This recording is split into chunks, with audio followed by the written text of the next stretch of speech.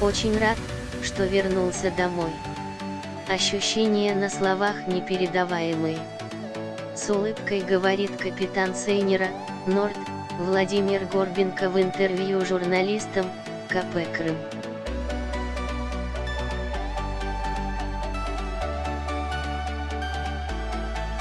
Чуть более 10 месяцев назад, в конце марта 2018 года, его и еще 9 крымских рыбаков захватили посреди Азовского моря украинские пограничники.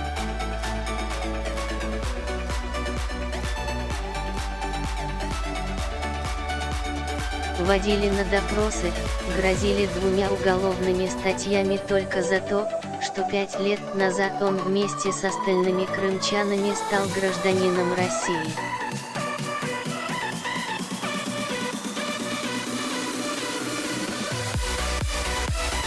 Двум морякам удалось с трудом покинуть Незалежную в апреле, остальных осенью обменяли на украинских браконьеров, пойманных в Крыму.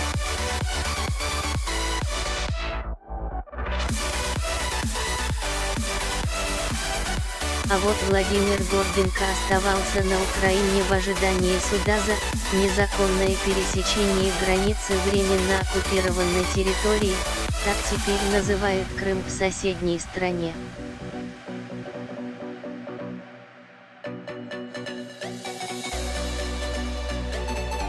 Как вдруг неожиданно пропал, как сквозь землю провалился. Ушел из дома, где проживал, и не вернулся, забили тревогу адвокаты, которые сразу стали подозревать провокации СБУ.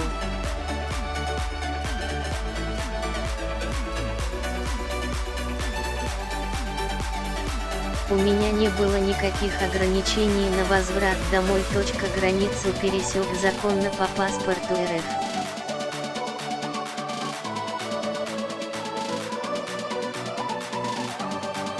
Вечером приехал в Керчь. Как раз все были дома, и я их порадовал. Просто поднялся по лестнице и позвонил в дверь.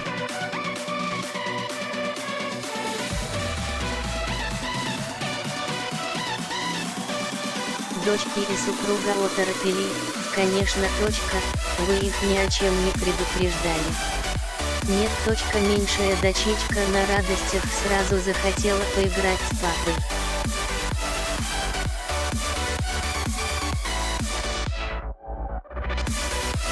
Три годика ей всего, для нее папа просто вернулся с работы, долго на работе был. Прятки, хохочет капитан.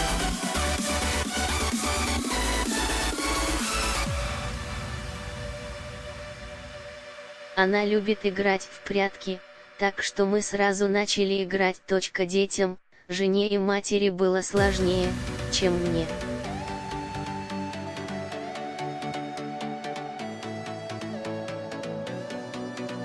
Мы, мужчины, готовы изначально к лишениям. Для них это было, наверное, тяжелее. Рады были очень. Плакали от счастья.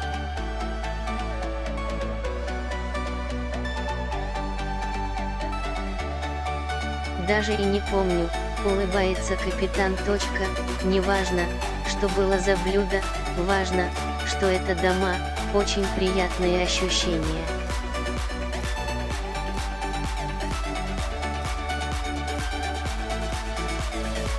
Вечером попросил ее приготовить уточку запеченную. Еще люблю торт муравейник. Никогда так надолго не расставался с родными.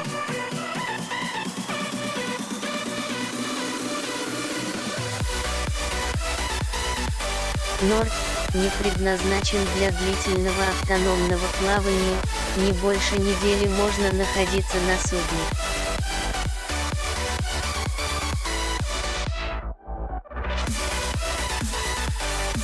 Что было самое тяжелое за эти 10 месяцев, что вы были на Украине? Неизвестность, неопределенность, чем все это закончится и когда.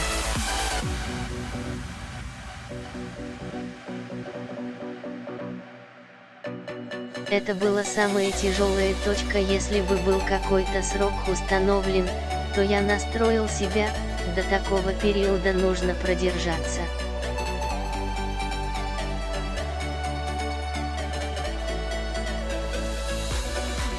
То шло следствие, то статья одна, то другая. Адвокаты опасались, что они каким-то образом могут перевернуть дело по статье за измену родине, 111 Уголовного кодекса.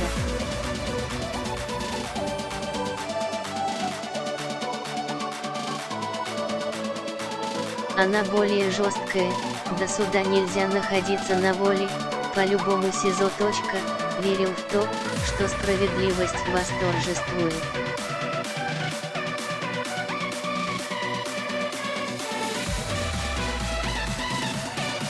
Себя виновным я не чувствовал, никаких законов я не нарушал. Честно исполнял свои обязанности капитана судна, ловил рыбу по разрешению.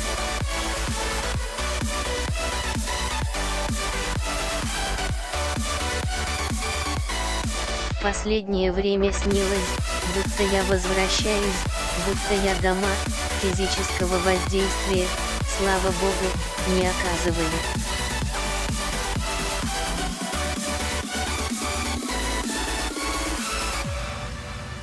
Люди, в принципе, адекватные, понимали, что это политическое дело. В последнее время спрашивали, сколько вы еще готовы не соглашаться с нами.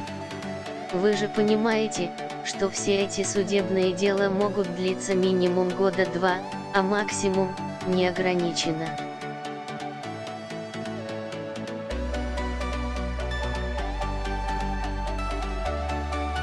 Подход такой был: сколько ты лет продержишься. Не физическое воздействие, а моральное.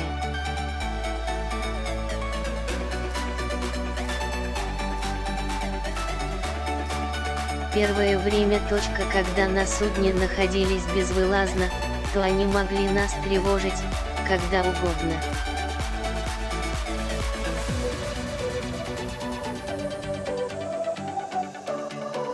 Пока не появились юристы, нас кошмарили по ночам. Первые сутки, когда нас только в порт привезли, то сразу начался поток служб: пограничники, полицейские, СБУшники и еще непонятно кто.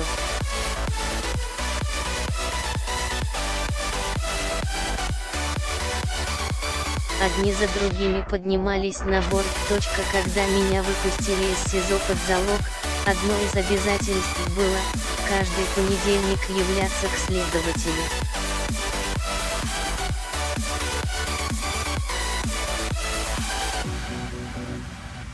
Вручали целые пачки повесток. Хотя я сразу заявил, что по 63 статье Конституции Украины не буду давать против себя никаких показаний.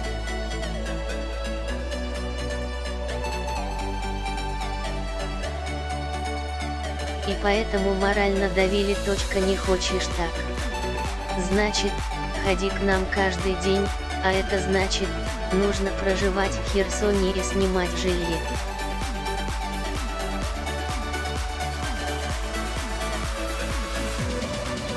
На улице лето, а от Мариуполя до Херсона 200 километров. Дорога занимает часа 4 в одну сторону, в Духоте.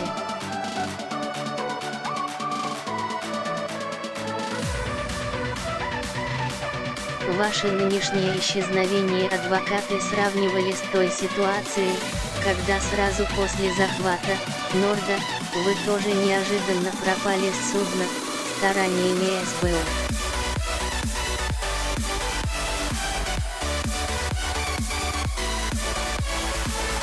Тогда на меня составили административный протокол и вручили повестку: 4 апреля должно быть рассмотрение в Мариуполе.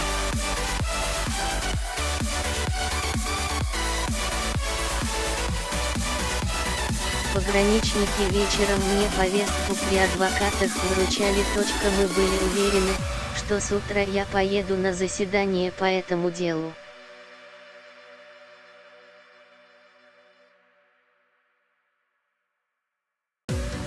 Пришел пограничник с военного корабля, что нас задержал, пригласил для обсуждения моей транспортировки на административный суд в Мариуполь.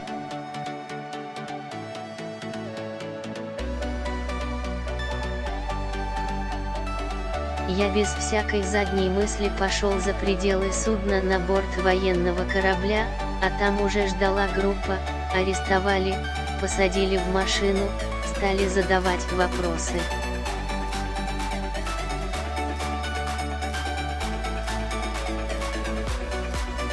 Но я отказался говорить без адвокатов. На выезде из города Бердянска им кто-то позвонил, машина остановилась, тут подъехал другой автомобиль, и мне вручили уведомление, что я арестован и буду конвоирован в город Херсон.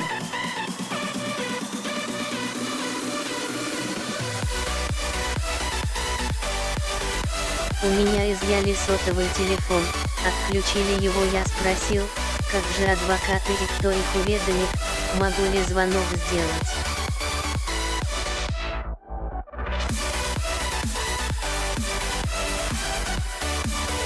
Мне отказали в этом и начали конвоировать. Только когда меня доставили в Херсон и начали вести беседы, мол, признай свою вину, незаконное нарушение границы с умыслом нанесения ущерба Украине.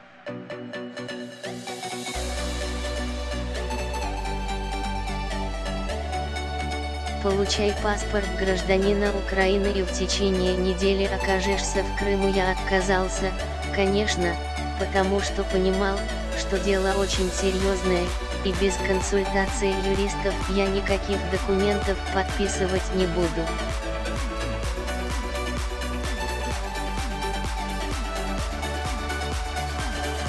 А мне, вы же понимаете, что мы в Херсоне, и они сюда за час не доедут из Бердянска.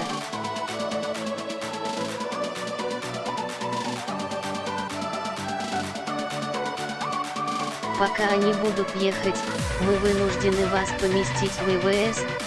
Раз так надо, то давайте, говорю.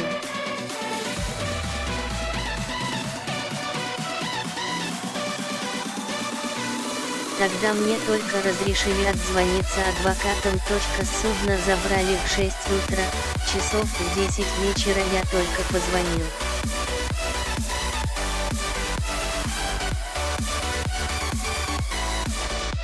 После того, как вы вышли под залог и стали жить у родственников, за вами следили. Слежка была.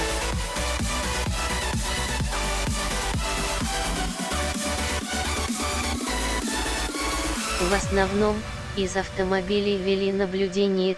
Жил я в частном секторе, там не особо много возможностей для конспирации.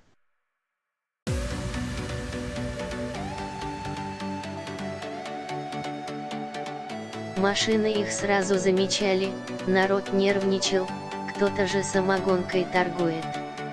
Владимир Горбенко сначала смеется, но потом замолкает и продолжает уже с грустью в голосе: и сейчас осадок, мания преследования какая-то, едешь и оборачиваешься, что за машинка за тобой едет, как часто ты ее видел?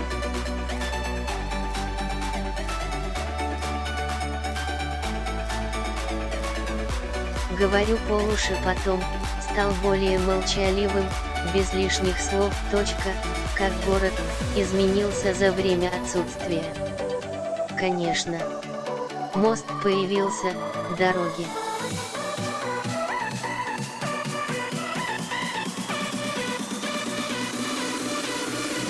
Я еще не особо гулял, пока не освоился. Пока нет, вы первые, с кем беседую. Но обязательно соберемся. Капитан, я уже больше 15 лет, а рыбным промыслом занимаюсь всю свою сознательную жизнь, у меня семейная династия рыбаков.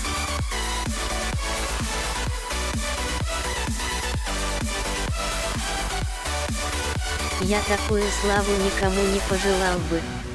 Лучше был бы неизвестным и ловил тюлечку на Нордике.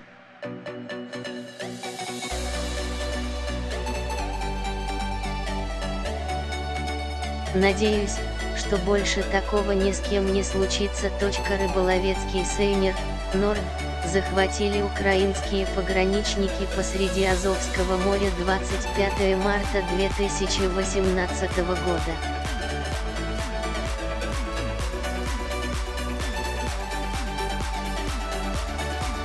На борту находились 10 человек, все – крымчане, граждане России. Официально рыбакам заявили, что их задержали за незаконный рыбный промысел, хотя все документы на вылов у капитана были.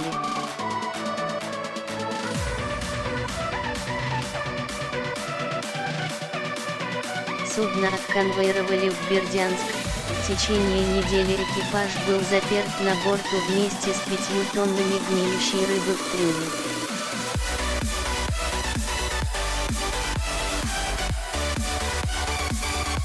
Адвокаты не сразу смогли пробиться к подзащитным, чтобы оформить бумаги и привезти продукты, ведь на Сейнере заканчивалась провизия.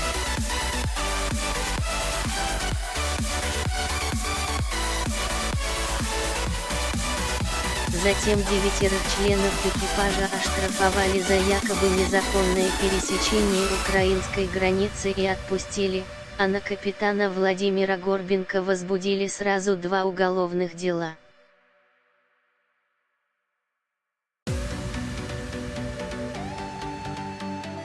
Капитан отправился в изолятор временного содержания, а остальные моряки, хоть де юре были свободны, по факту оказались в ловушке, ведь у них отобрали российские паспорта, выданные в Крыму, и без документов они не могли пересечь границу.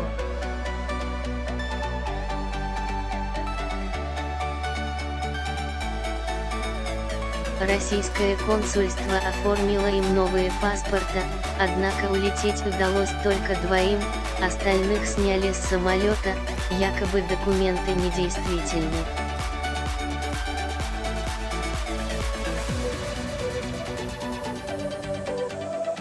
Впоследствии их обменяли на задержанных в Крыму украинских браконьеров. Все это время 7 моряков жили на территории посольства РФ в Киеве.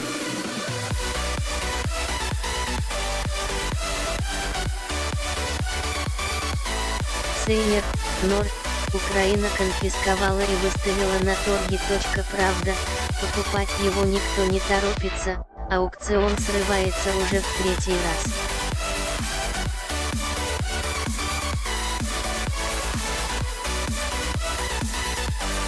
Рыбколхоз имени 1 мая в Керчи, которому принадлежал Сейнер, лишился своего единственного судна, а значит, по сути, средств к существованию.